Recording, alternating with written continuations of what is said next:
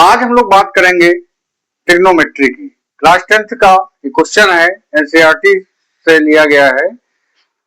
और देखिए इस तरह क्वेश्चन को क्या करना है, प्रूव दैट लिखा हुआ, प्रूव करना है। ठीक है, तो कैसे करेंगे, आप में एनसीईआरटी के सिलेबस में 10th में 3 आइडेंटिटी दे रखी है। ठीक है, पहले हम आइडेंटिटी की बात कर लेते हैं और एक उससे पहले हम आपको एक चीज बता दें, ट्रिग्नोमेट्री के जो प्रूफ करने वाले क्वेश्चन में उसमें तो बिल्कुल घबराना ही नहीं है। आप करते जाइए, आपका जो प्रूफ करना है वो निश्चित तौर पर आ जाएगा। बस थोड़ा सा ध्यान से देखिए, आइडेंटिटी की बात कर लेते हैं। तो पहली आइडेंटिटी होती है हमारी साइन स्क्वायर ए प्लस कॉस स्क्वायर ए, पता होगा आपको। ठीक है, दूसरी आइडेंटिटी होती है 1 plus tan square A equal to sec square A, sec square A. और तीसरी आइडेंटिटी होती है 1 plus cot square A equal to cosec square A, cosec square है। ठीक है, कॉसेक स्क्वायर है।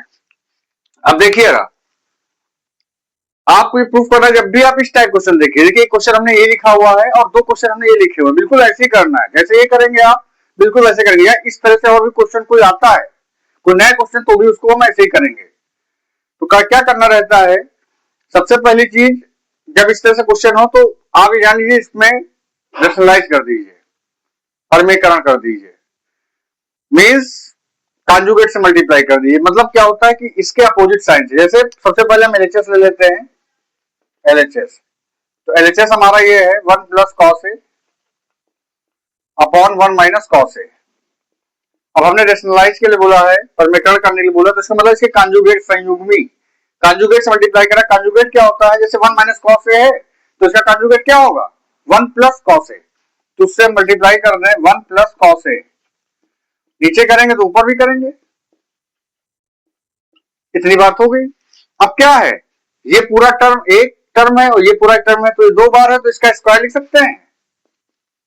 इसको हम ऐसे लिख सकते हैं 1 प्लस कॉस ए का होल स्क्वायर। और नीचे आप देख रहे हैं ए माइनस बी ए प्लस बी, ए माइनस बी ए प्लस बी, एक फॉर्मूला होता है ए स्क्वायर माइनस बी स्क्वायर। तो उसी फॉर्म में हम इसको लिख दें, 1 का स्क्वायर 1 ही रहेगा, कॉस स्क्वायर है। यहां ब्रैकेट में चाहे लिख भी दें, ए प्लस बी और ए माइनस बी, ये होता है ए स्क्वायर माइनस बी स्क्वायर।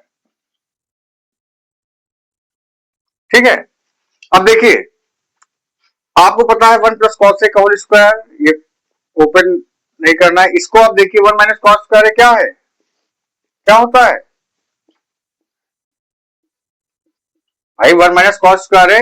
इसको कॉस स्क्वायर इधर भेज दें तो 1 माइनस कॉस स्क्वायर है, क्या होगा, साइन स्क्वायर है। इसलिए साइन स्क्वायर लिख दें। आप देख रहे हैं आप अंडर रूट लगा हुआ है, तो आपको पता है रूट के अंदर अगर एक्स स्क्वायर है तो एक्स बाहर आ जाता है। उसी तरीके से पूरे का होल स्क्वायर है तो ये पूरा टर्म बाहर आया है, ये पूरा टर्म बाहर आ जाएगा, इसको हम बाहर लिख लेते हैं। और साइन स्क्वायर है तो इससे साइन ए बाहर आ जाएगा। इतनी बात में कोई दिक्कत।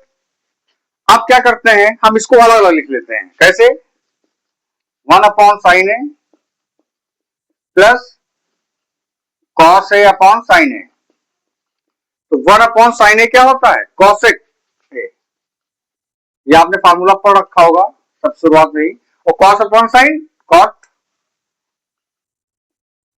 इक्वल टू आरएचएस, यही तो था आरएचएस। प्रूफ हो गया आपका।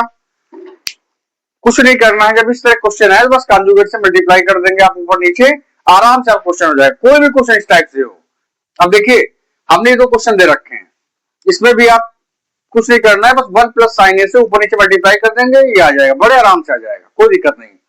इसमें भी वही काम करेंगे, ये आ जाएगा।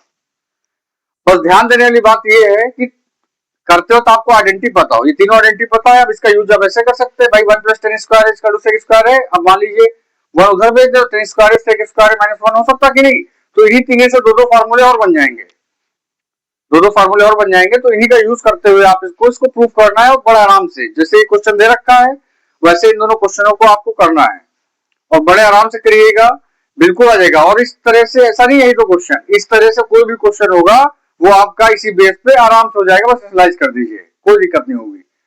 ठीक है, आराम से करिए। इंपॉर्टेंट क्वेश्चन है, वो में पूछा सकता है क्लास 10th में। ठीक है, ध्यान से करिए।